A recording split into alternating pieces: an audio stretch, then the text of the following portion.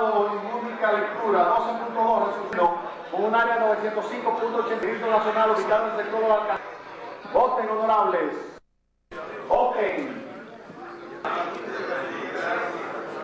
La Constitución, la cual establece como facultad el artículo 128 y la 15ª disposición transitoria.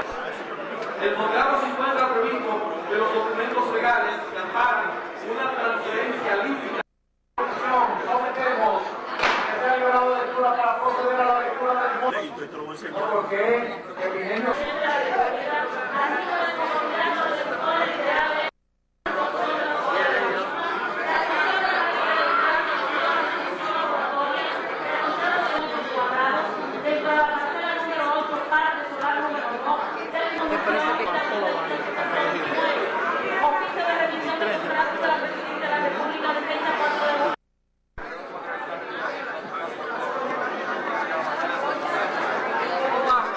El proponente Gabriel García y unirnos a lo que es la moción que está solicitando el diputado Luis Jiménez en estos reconocimientos con el señor José Florentino a ese propósito de que se ha modificado el proyecto de resolución. ¿Por qué?